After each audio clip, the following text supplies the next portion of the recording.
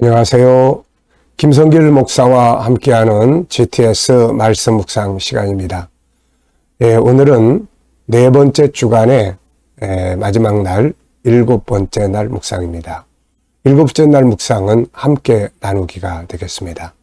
받은 은혜도 함께 나누고 우리의 삶에 하나님이 주신 것들을 함께 나누는 것을 주제로 하고 있습니다. 받은 것들이 나에게만 있으면 열매가 없죠. 그런데 이걸 씨에 밭에 뿌리면은 또 좋은 열매들이 더 풍성하게 맺어집니다. 받은 은혜도 말씀도 삶도 재능도 물질도 함께 나누는 삶이 되어질 수 있기 바랍니다. 한 주간도 묵상과 함께 하신 모든 분들에게 감사드립니다. 자, 오늘도 이제 마지막 날 묵상 정리하겠습니다. 먼저 그림을 보고 정리를 하겠습니다. 우리 GTS 묵상은 그림 분석과 말씀을 분석하고 또 하는 그런 프로그램이에요. 그림 분석, 말씀 분석하고 정리하고. 그래서 5-7 플러스 2예요. 5는 그림 분석입니다. 그리고 7은 매일매일의 주제예요. 같은 본문을 주제가 다르게 그날 묵상을 하는 겁니다. 그러다 보니까 말씀이 내 안에 쉽게 암송이 되고 또 한 주제가 같은 본문이지만 주제가 다르면 거기에 맞게끔 또 본문의 깨달음도 달라지게 되죠. 이 속에 또 질문이라든지 묵상이라든지 그래서 5-7 플러스 2의 내용이 담겨져 있습니다. 자, 그림. 이 그림은 예수 그리스도 안에서 뭔가 이렇게 상처가 많은 사람들이 서로 하나가 되어지는 그런 그림의 모습입니다. 먼저 제목을 정하고 느껴지는 것 이야기 나눠보겠습니다. 자, 저는 제목을 주 안에서 하나 되기 이렇게 정해봤어요. 예수 안에서 하나가 되는 거예요. 그리고 의미를 저는 이렇게 적었습니다. 예수님은 하나가 되게 하는 접착제와 같다. 그래서 예수 그리스도 안에서 다 하나가 되는 거죠. 이 사람과 저 사람 도저히 하나 될 수가 없는데 예수 안에서 하나가 되는 거예요. 십자가를 통해서 하나가 되고 이게 바로 능력과 기적입니다. 자, 주 안에서 우리는 하나가 되어져야 합니다. 하나가 되어야 힘이 있고 여기에 능력이 있게 되는 거죠. 분산되고 흩어지는 것은 힘이 없는 겁니다. 가족도 교회 공동체도 우리의 삶에서도 항상 이렇게 하나가 되는 곳에서 힘이 있게 되는 거예요. 두 번째 분석입니다. 자, 눈에 보이는 부분은 예수님 계시고 그 안에 두 사람 이렇게 서로 포옹하는 두 사람. 그런데 이 등허리에 보니까 상처, 이 사람은 등허리에, 이 사람은 가슴 밑에 상처가 있어요. 팔 밑에. 상처가 많은 사람들이 그리스도 안에서 서로 하나가 되는 거죠. 노란색 배경, 주님의 영광을 아마 표현하고 있는 것 같아요. 그리고 저자 사인도 있습니다. 자, 보이지 않는 부분에는 무엇이 있을까요? 저는 예수 그리스도는 어떤 분이시기에 그분 안에서 사람들이 이렇게 서로 하나가 될 수 있을까? 예수님은 어떤 분인가? 또 하나는 이렇게 어떻게 두 사람이 예수 안에서 또 하나가 될 수 있는가? 이 사람들은 어떻게 하나가 되어졌는가?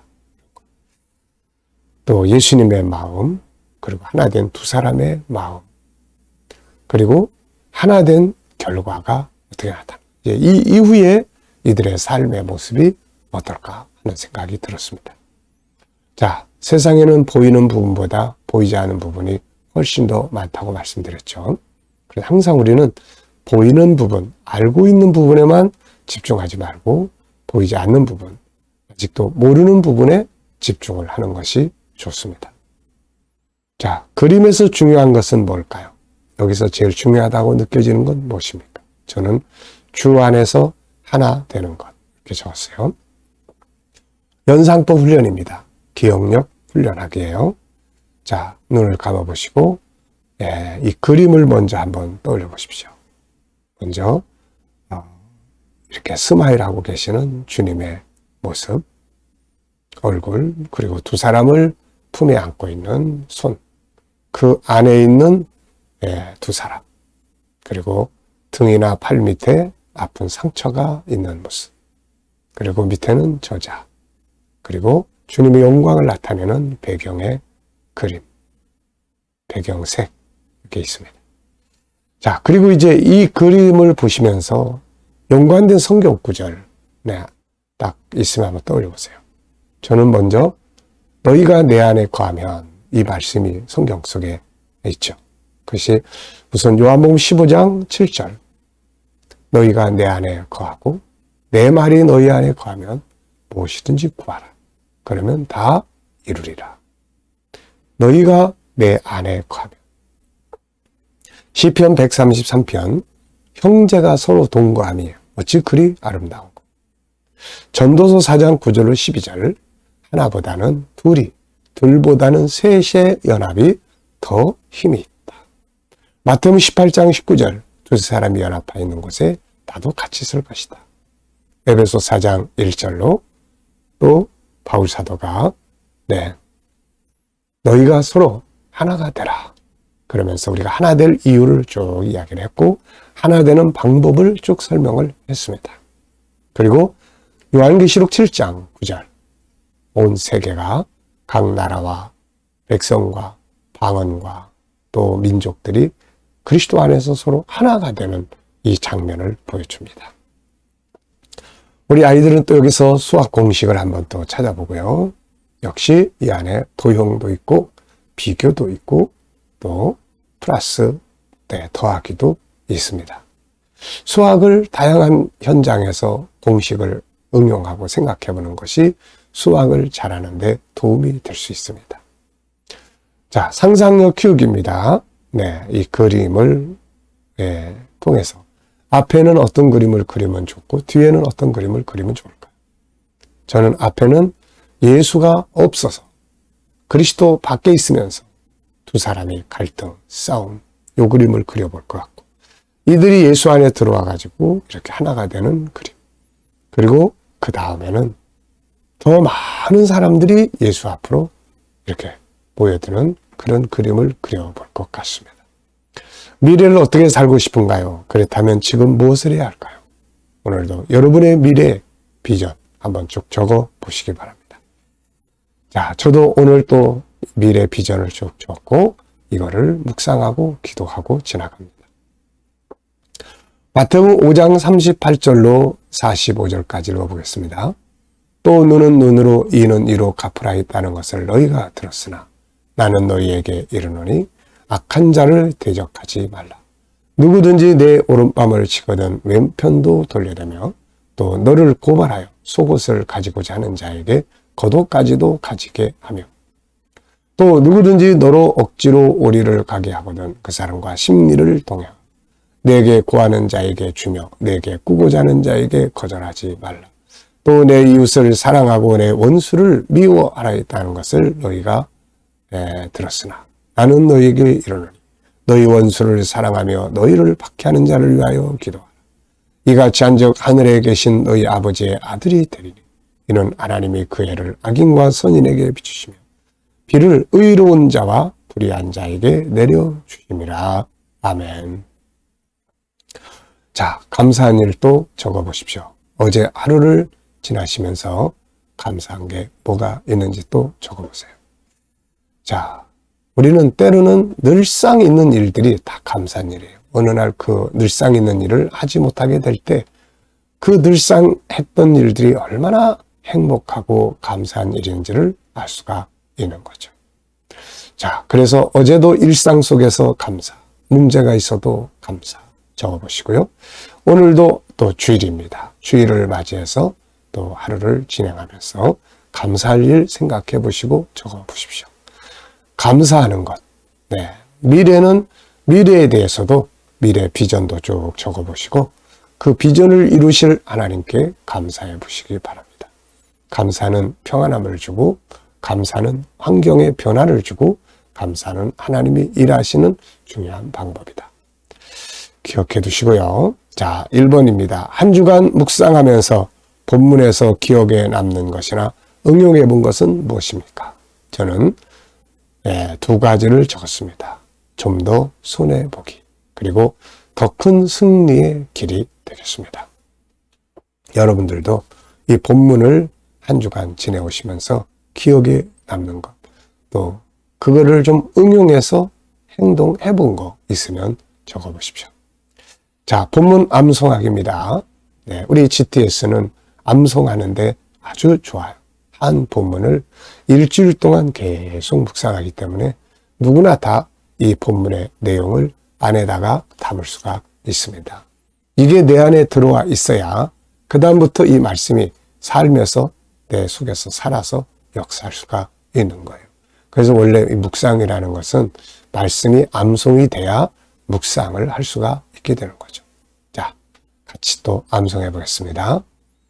또 너희가 눈은 눈으로 이는 이로 갚으라 했다는 것을 들었으나 나는 너희에게 이르노니 악한 자를 대적하지 말라.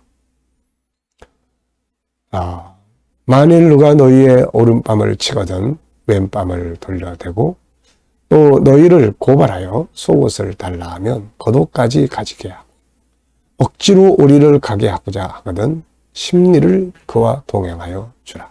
구하는 자에게 주고 꾸고자 하는 자에게 거절하지 말라.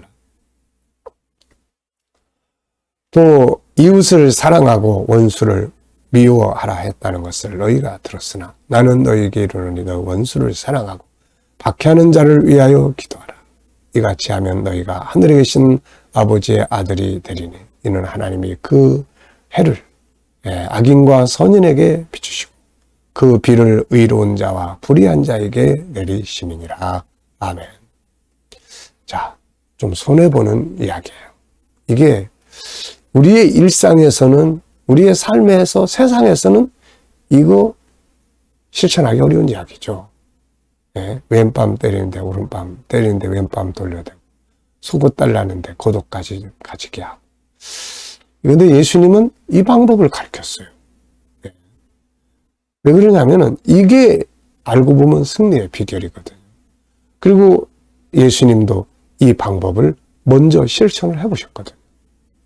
대적하는 자들을 주님은 그들을 대적하지 않으시고 원수를 용서하시고, 이걸 먼저 해보시니까 야, 이게 참 좋은 방법이야. 이게 진짜 승리의 비결이다.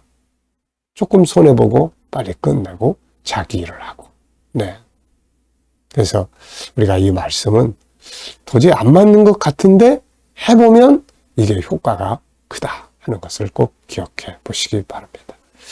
자, 7가지 주제 사용한 거 있습니까?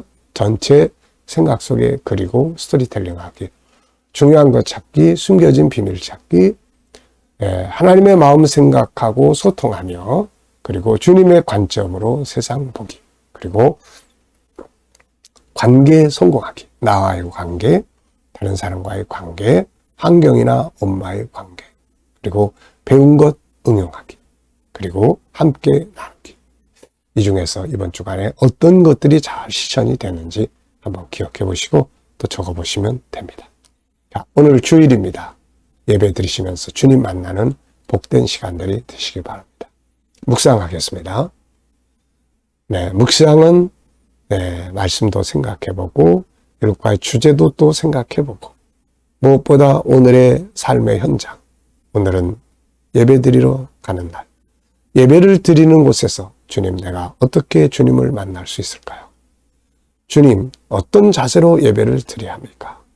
이렇게 내 삶의 현장을 놓고 주님께 물으면 주님 주시는 영감이 있습니다. 뭘 하든지 주님 주시는 영감을 가지고 하면 훨씬 효과 있고 즐겁고 행복합니다. 내 삶에 주님이 살아서 일하시기 때문에요.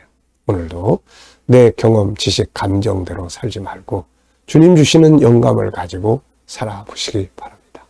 기도하고 마치겠습니다. 주님, 한 주간도 묵상 동참한 모든 분들 은혜 베풀어 주시고 묵상이 삶이 되고 묵상이 문화가 되고 묵상이 소통이 되게 하여 주옵소서.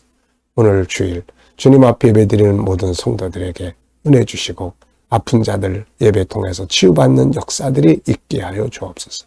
감사하며 예수님의 이름으로 기도하옵나이다. 아멘.